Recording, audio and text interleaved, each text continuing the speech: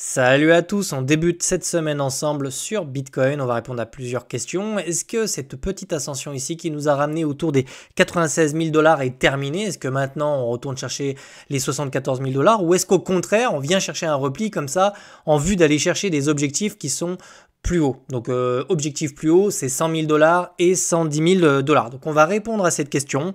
Pour répondre à cette question, comme d'habitude, je vais me servir de métriques, je vais me servir aussi de l'analyse technique qui va nous apporter comme ça des informations complémentaires. Et on ira aussi regarder ce qui se passe sur les indices parce que là aussi, c'est intéressant, on commence à rentrer dans des zones de turbulence. Donc on va commencer tout de suite par les indices d'ailleurs, comme ça nous permettra de planter le décor. Alors la chose la plus importante à observer ici, ça va être le premier obstacle majeur qui va se situer ici par exemple sur le S&P 500 autour des 5800 points, d'accord? On revient chercher la dernière résistance, donc ça il va vraiment falloir surveiller parce que dans cette zone là, on commence ici sur MACD à observer, je dirais, un petit peu d'excès aussi, d'accord? Donc ça ne veut pas dire qu'ici c'est terminé, hein, ça veut dire qu'on se rapproche des objectifs qui sont, selon moi, des objectifs qui pourraient nous amener au moins à des corrections du retracement ou à une pression vendeuse importante, d'accord? Parce que tous les mecs qui ont acheté ici le dip profiteront probablement de cette résistance ici qui est majeure pour prendre des profits. C'est exactement la même chose ici sur le Nasdaq, on est tout proche en fait de ces objectifs-là, donc juste au-dessus de cette résistance, ok? Donc là, on s'en rapproche, il nous reste encore un petit peu de travail pour venir les chercher, mais je pense que, pareil, ici sur MACD, sur le Nasdaq, on est dans des zones qui sont assez excessives. Pour te donner un ordre d'idée, c'est des choses qu'on voit assez couramment, donc on est un petit peu dans ce scénario-là, en tout cas, ça me fait penser à ce scénario-là, tu vois. Quand on était venu casser la moyenne mobile, on était vraiment venu chercher des niveaux qui étaient assez volatiles, assez baissiers en fait. Et très rapidement, on était revenu chercher la résistance et c'est ici précisément qu'on s'était retourné. Donc tu vois, on est à quelque chose près d'un point de vue complètement structurel, quasiment sur les mêmes niveaux si tu veux d'intérêt, tu vois. Et là, on était sur quelque chose d'extrêmement excessif et là, on commençait à avoir une distribution.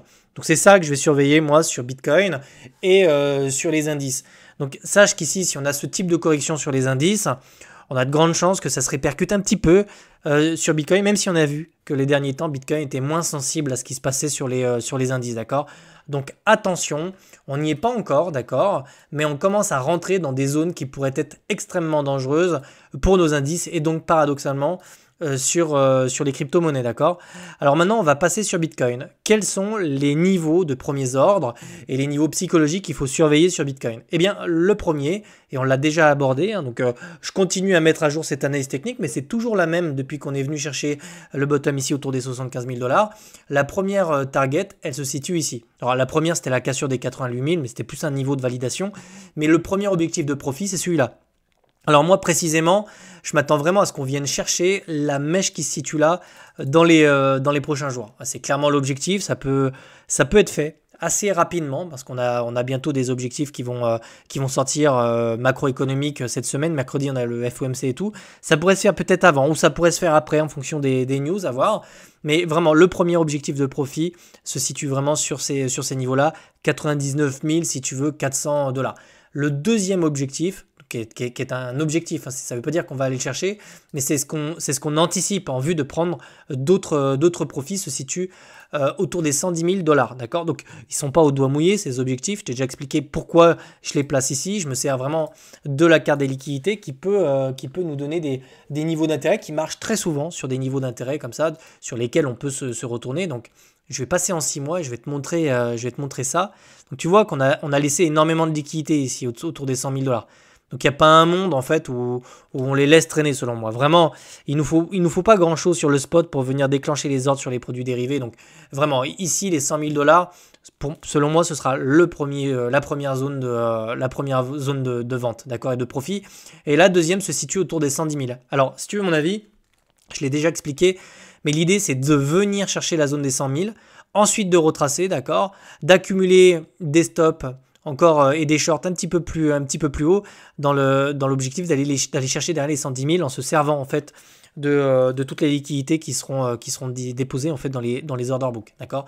Donc l'objectif c'est toujours ça, c'est que ici on vient chercher sur une extension la zone de prix qui se situe plus haut, d'accord?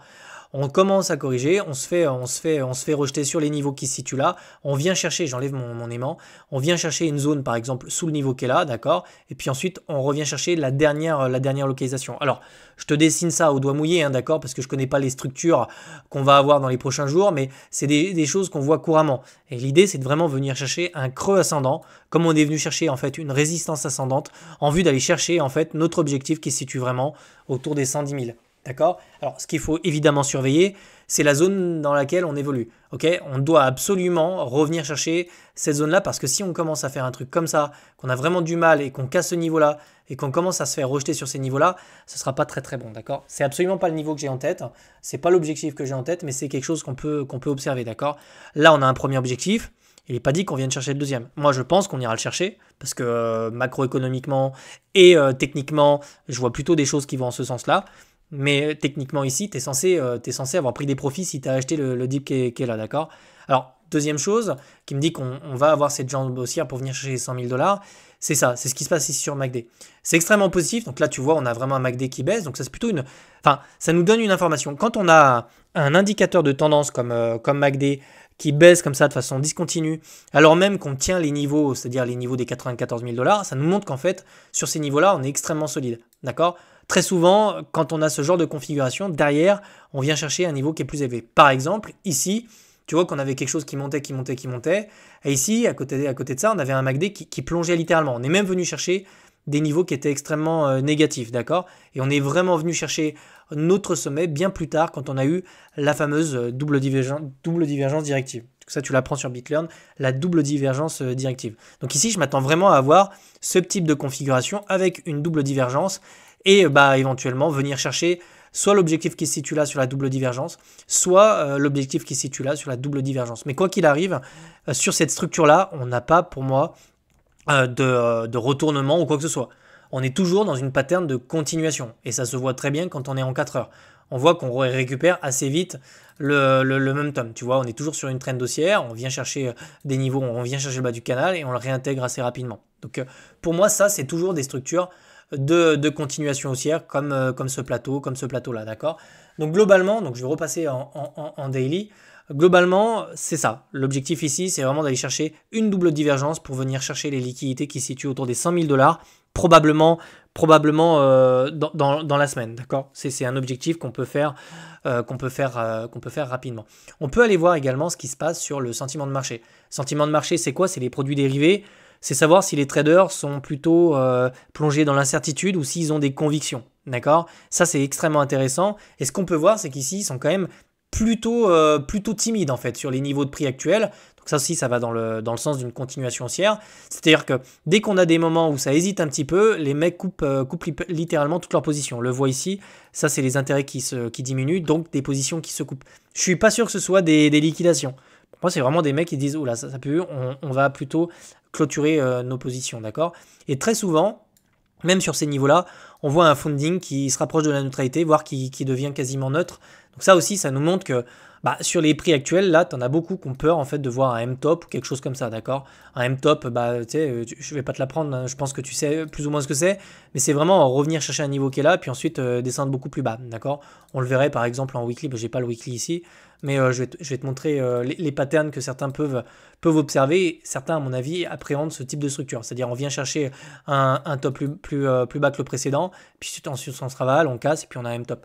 Voilà, je pense que la plupart des traders qui sont en train de trader sur les produits dérivés anticipent ce type de scénario et ça se voit en fait avec un funding qui baisse. C'est pour ça que je pense que pour moi, on n'a pas fini cette phase ascensionnelle n'est pas terminée et je pense que l'objectif qu'on va pas tarder à découvrir sera plutôt le retour autour des 100 000 $ et pourquoi pas les 110 000 $ sur des structures, d'accord? Donc je pense que tu as une bonne topographie de ce qui se passe et sur les indices et sur Bitcoin. Globalement, si je devais synthétiser cette analyse technique, je te dirais qu'on commence à doucement rentrer dans des zones qui sont dangereuses. Ok, donc celle-ci est la zone qui sera un peu plus haut. C'est pareil sur les indices. On a encore un petit peu de momentum et on peut encore aller chercher des extensions. C'est ça que je veux te dire. D'accord? Une fois qu'on sera sur ces extensions et sur les indices et sur Bitcoin, alors on sentira le vent tourner et il faudra commencer à faire très très attention. On regarde également les dates. On sait qu'à l'approche de l'été, c'est souvent des périodes qui peuvent être propices à la prise de bénéfices justement avant l'été et avant les vacances, d'accord? Donc je continue à mettre à jour cette analyse technique. Si tu veux que je parcours d'autres crypto-monnaies cette semaine, eh bien n'hésite pas à me le dire dans les commentaires. Et si tu veux nous rejoindre sur Discord, tous les liens sont en description. Tu peux passer par BitLearn, d'accord? Je te souhaite de passer une excellente journée. Je te retrouve demain. Ciao.